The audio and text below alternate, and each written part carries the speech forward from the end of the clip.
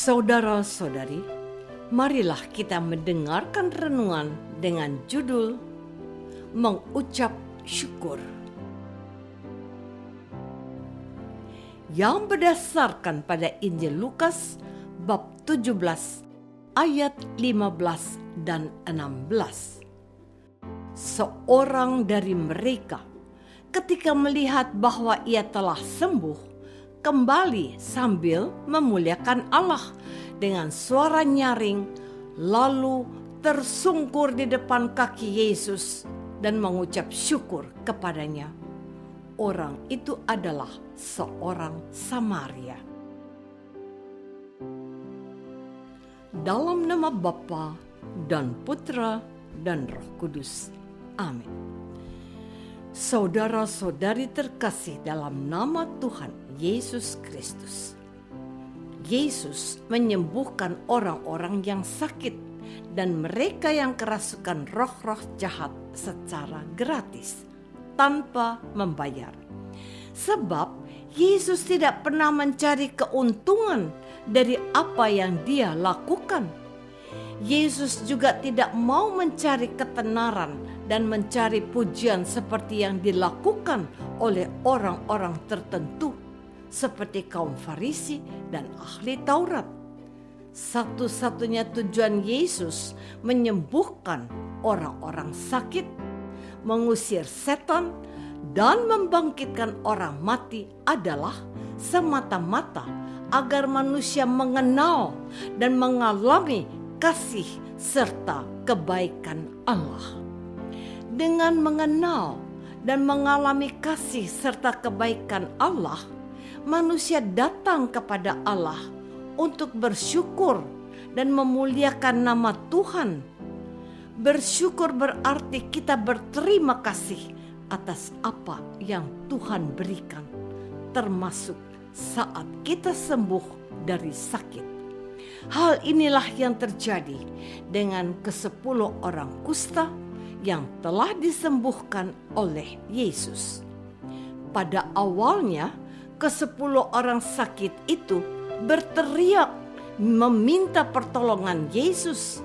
Mereka berteriak menandakan bahwa orang-orang itu kusta sangat mengharapkan bantuan Yesus. Saudara-saudari terkasih, di Israel pada zaman Yesus, sakit kusta merupakan sakit sangat mengerikan dan menakutkan. Sebab orang-orang yang menderita kusta tidak hanya sakit badan, tetapi juga batinnya. Mereka dikucilkan dari keluarga dan masyarakat. Mereka tidak boleh bergaul dengan orang yang sehat dengan 2 alasan. Pertama, sakit yang mereka derita dianggap menajiskan. Kedua, sakit yang mereka derita bisa menyebar ke orang lain. Oleh karena itu, ketika orang kusta mendengar Yesus lewat di tempat mereka tinggal, mereka dengan suara keras berteriak minta bantuan Yesus. Mereka tahu Yesuslah satu-satunya yang bisa menyembuhkan mereka. Hal itu benar-benar terjadi. Ketika mereka pergi kepada imam seperti pesan Yesus, di tengah jalan mereka menjadi sembuh. Namun yang aneh, ketika mereka sudah sembuh, mereka lupa datang kepada Yesus untuk bersyukur. Hanya satu yang datang kepada Yesus, yakni seorang Samaria. Sedangkan ke-9 orang lainnya, yang semuanya orang Israel, tidak tahu atau lupa bersyukur kasih kepada Yesus. Saudara-saudari terkasih, kita bisa menjadi seperti seorang Samaria yang tahu bersyukur saat dirinya sembuh dari sakit kusta yang dideritanya. Tetapi kita juga bisa menjadi seperti ke-9 orang Israel yang lupa atau tidak tahu untuk bersyukur, padahal mereka sudah sembuh dari sakit kusta yang amat mengerikan dan menyakitkan. Dan di sini sangat menarik untuk kita lihat lebih dalam tentang angka-angka yang ditampilkan oleh Injil Lukas.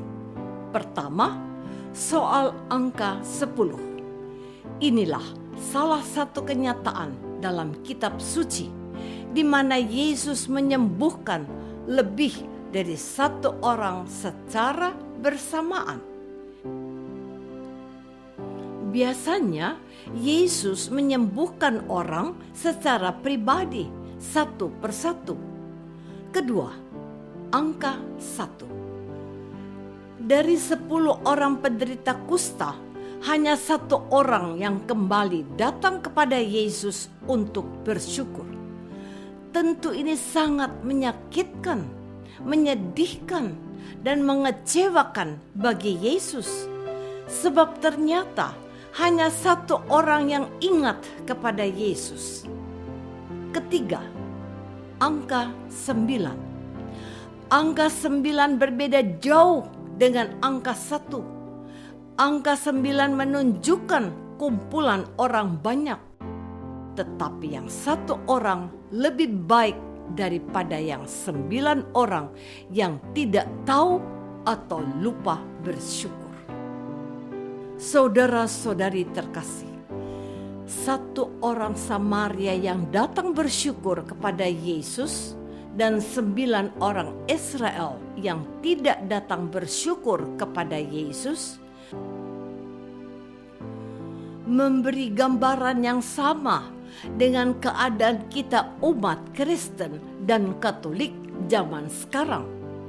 Pada waktu kita mengalami sakit dan penyakit, kita berdoa dengan sungguh-sungguh, bahkan sampai kita berdoa novena dan berpuasa. Tetapi sesudah kita sembuh, hanya sedikit yang datang kepada Yesus untuk bersyukur. Sebagian besar dari pengikut Yesus lupa untuk mengucapkan syukur dan berterima kasih atas kemurahan Tuhan. Contoh lain, pada waktu kita mengalami musibah atau masalah yang besar, kita begitu gigih dan rajin berdoa. Namun, saat masalah selesai, kita melupakan dan meninggalkan Tuhan.